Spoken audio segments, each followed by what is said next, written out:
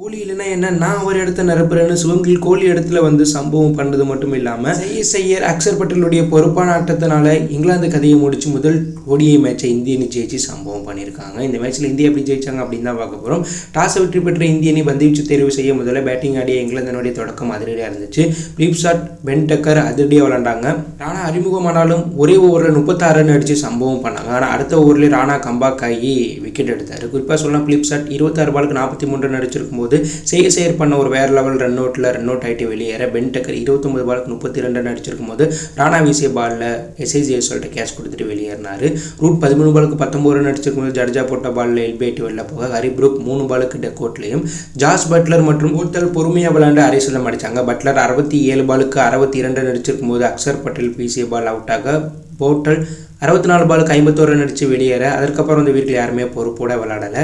இதனால் இங்கிலாந்து அணி 47.4 ஓவர் முடிவில் 10 விக்கெட்டில் பிறகு 248 ரன் அடித்தாங்க. இந்திய அணி பந்துவீச்சு தரப்பில் அறிமுகமான ராணா 3 விக்கெட்டும் ஜடேஜா 3 விக்கெட் எடுத்தது மட்டும் இல்லாமல் சர்வதேச போட்டியில் 600 விக்கெட் எடுத்து சம்பவம் பண்ணார். ராணா அறிமுகமான T20 ODI டெஸ்ட்டில் 3 விக்கெட்டுக்கு மேலே எடுத்த முதல் இந்திய வீரர் அப்படிங்கிற ஒரு பிரம்மாண்ட சரித்திர சாதனையை முதல் வீரராக படித்து சம்பவம் பண்ணார். இந்திய அணி பேட்டிங் தரப்பில் எஸ்ஐ ஜெய்ஸ்வால் ரோஹித் சர்மா ஓப்பனிங் வீரராக களமிறக்கப்பட்டாங்க. 2 பேருமே தொடக்கத்தில் தடுமாறினாங்க. இதில் ஜெய்ஸ்வால் 22 பாலுக்கு 5 ரன் அடிச்சிருக்கும் போது சோப்ரா ஆர்ச்சர் போட்ட பாலில் பிலிப்சாட்டை கேட்ச் கொடுத்துட்டு வெளியேறினாங்க.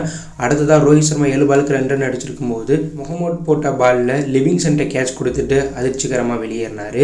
முக்கியமான நேரத்தில் உள்ள வந்த சுபம் கில் எஸ்ஐ ஜெய்ஸ்வால் போட்டி அங்கிருந்து இந்திய வெற்றி பெற காரணமாக அமைஞ்சிட்டாங்க. ஏன்னா 19 ரன் 2 விக்கெட் இழப்பிற்கு இந்திய பரிதாப நிலையில் 5வது ஓவரில் இருந்தாங்க. அதற்கப்புறம் இவங்க 2 பேரும் சேர்ந்து அதிரடி விளையாண்டு 100 ரன் பார்ட்ஜிவ் அமைச்சாங்க. இதில் செய்யர் அதிரடி விளையாண்டு வெறும் 30 பாலுக்கு அரை சதம் அடித்தார். அவர் 36 பாலுக்கு 59 ரன் 2 6 9 பவுண்டரி அடிச்சிருக்கும் போது போத்தல் போட்ட பாலில் எல்பிஐடி வெளியேறினாங்க. அதற்கப்புறம் உள்ள வந்த அக்சர் பட்டேல் சுபம்கில் கூட பார்ட்ஜிவ் அமைச்சு அவரும் மேட்ச் அதிரடியாக எடுத்துகிட்டு போனார். சுபம்கில் இவங்க 2 பேருக்கும் ஸ்ட்ரைக்கை மாற்றி விட்டு ஒரு லைட்டான டெஸ்ட் மேட்ச் விளாண்டு அரை சதம் அடித்தது மட்டும் இல்லாமல் இந்தியா வெற்றி பெற முக்கிய காரணமாக அமைஞ்சிட்டார். இந்த மேட்ச்சில் அக்சர் பட்டேல் 47 பாலுக்கு 52 ரன் அடிச்சிருக்கும் போது வெளியேற சுபம்கில் 96 பாலுக்கு 87 ரன் 14 பவுண்டரி 90 கிட்ட சேக்கெட் வச்சிருக்கும் போது முகமது போட்ட பாலில் பட்லர்கிட்ட கேட்ச் கொடுத்துட்டு சதத்தை தவற விட்டு வெளியேறினார்.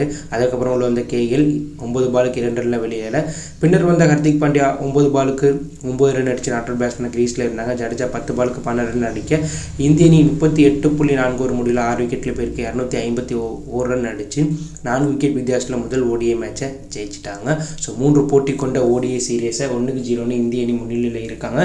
இந்த மேட்ச்சில் பொறுப்போட விளாண்ட துணை கேப்டன் சுபம் கில்லுக்கு player of the match award கொடுத்துருக்காங்க. ஸோ விராட் கோலி இல்லாத இந்திய அணியில் விராட் கோலி இடத்துல வந்து விராட் கோலி போல் விளையாண்ட துணை கேப்டனை ரசிகர்கள் கொண்டாடிட்டு இருக்காங்க. மேலும் துணை கேப்டன் இதே போல் சாம்பியன் டிராஃபி தொடரில் விளையாண்டா இந்திய அணி கண்டிப்பாக ஃபைனல் போய் கோப்பையை வெற்றி பெறுவாங்கன்னு சொல்லிட்டு இருக்காங்க. மேலும் விராட் கோலியும் 2வது மேட்ச்சில் இந்திய அணிக்கு விளையாட வாய்ப்பு இருக்கிறதா தகவல் வெளியாகி இதனால் ஜெய்ஸ்வாலுக்கு கிடைச்ச வாய்ப்பை யூஸ் பண்ண தெரியாமல் விட்டுட்டார். இதனால் 2வது மேட்ச்சில் ஜெய்ஸ்வாலை ட்ராப் பண்ணிவிட்டு விராட் கோலியை களமிறக்க வாய்ப்பு இருக்குது. ஸோ இந்திய அணி இந்த மேட்சை வெற்றி பெற்றதை பற்றி என்ன நினைக்கிறீங்க, சுபம் கில்லுடைய கம்பேக்கை பற்றி என்ன நினைக்கிறீங்க அப்படிங்கிற கருத்தை கமெண்ட்டில் லீவ் பண்ணுங்கள். இந்த பிடித்திருந்தால் லைக் பண்ணுங்கள், ஷேர் பண்ணுங்கள், கமெண்ட் பண்ணுங்கள். தேங்க்யூ ஃபார் வாட்சிங்.